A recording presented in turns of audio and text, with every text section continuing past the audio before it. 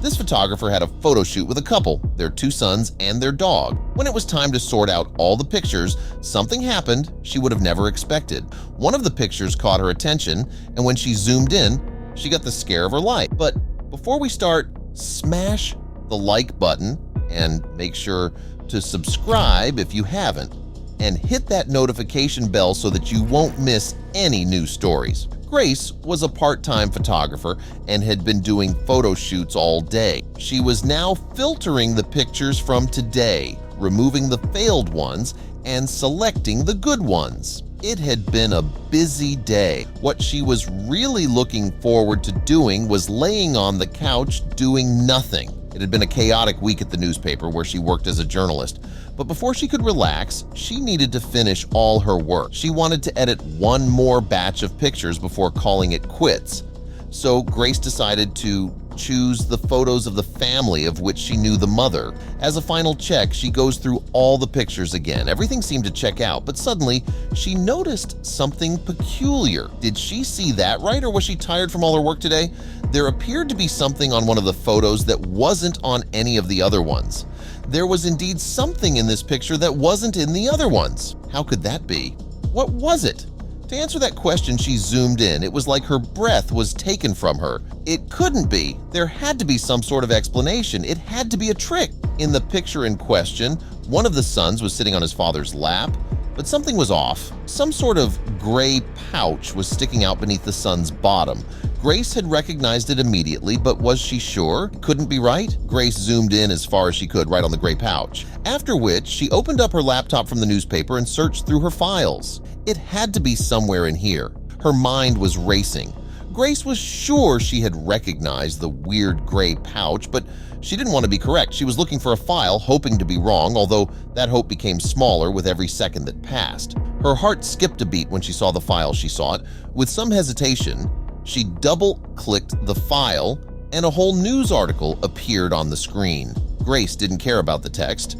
She could dream it, as she was the one that had written it. With frantic eyes, she looked for the picture and compared it with her own photo shoot picture. It couldn't be. The picture in the article and her own picture contained the same weird and gray pouch. This wasn't what she had hoped for. $1 Million Heist, the article was titled. The whole city had been on high alert ever since a very expensive art piece was stolen. The gray pouch. Now that very same gray pouch was right there on a picture she took during one of her photo shoots. How is this possible? Did she just catch the thieves? Was this solid evidence? Determined to get to the bottom of this, Grace decided to write a research article. After arriving home, she immediately opened her laptop and combed through the pictures again. Did this family rob the museum? Was the husband the thief? One thing was for sure, they were her only lead. What was her next step? She stopped pacing as a plan started forming in her head.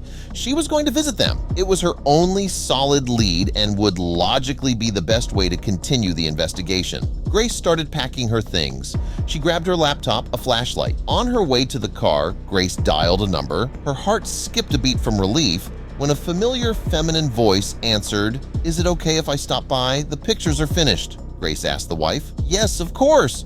Come on over," the voice answered enthusiastically. And so, the plan was in motion. She hung up the phone and put in the address as she wondered what their house would look like. Would there be stolen art on the wall? Or would safes be scattered throughout their home, hidden behind paintings or under rugs? The plan, which she had devised in a few minutes under extreme pressure, consisted of showing the couple all the pictures. She would pay close attention to the husband and wait for his reaction when she showed them the image with the pouch. This would give her a good indication of his involvement. Now that Grace had arrived at their house, the plan didn't seem as thought out as she had believed it to be. She shook her head.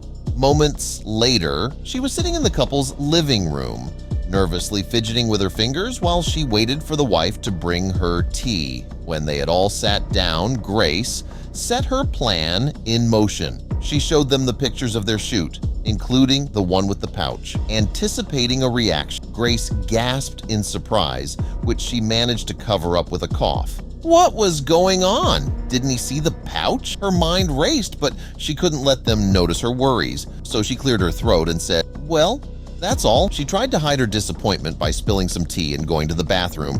Her plan seemed to have failed. What should she do now? Grace decided to go back and play along. When Grace entered the room, she saw the couple looking closely at her laptop. The screen showed the picture with the pouch. Had they seen it after all? "What's that?" the wife asked. Pointing directly at the pouch. Before Grace could respond, the husband answered. But it wasn't what she had expected. Troy suddenly had it in his hands. "I thought it was a toy for the children," he said. Grace knew Troy was the baby sitting on his lap in the picture. Her mind was blown. She had to bite her lip to contain herself. A toy for the children? How could you think that? It was now blatantly apparent that they had nothing to do with it, so Grace had to change her plan. The man said the baby had it in his hand, but where did it go afterward? "I took it and put it back," the husband said hesitantly. They looked at each other. Why? Grace knew she had outed herself by asking the question, but she was sure they were innocent. She shrugged and mumbled, "I have to tell them." Afterward, she explained everything and asked them if they could help. The husband was shocked to find out he had been holding a stolen art piece and didn't hesitate after Grace had asked for their help. "I put it back on the cabin's porch." Grace felt a warmth coming over her. She knew the cabin owner very well. He would help her, or so she thought. Grace thanked the couple for their help and raced over to the cabin. She liked using that location for photo shoots as the cabin was in a lovely forest. Not long after, she noticed something that shouldn't be possible. On her way over, the sun had started to set, which allowed her to see the lights in the cabin were on. "That isn't right," she muttered. The owner was supposed to be away today. He told her when she asked if she could use the location for her shoots. Why were the lights on? Grace parked her car at a safe distance and walked the rest of the way. The first thing she did was glance over to the porch. There was no pouch to be seen. She carefully approached the window and peeked inside. There were 3 men drinking beer like they were celebrating. Then she saw it. Right in the middle of the table was the pouch.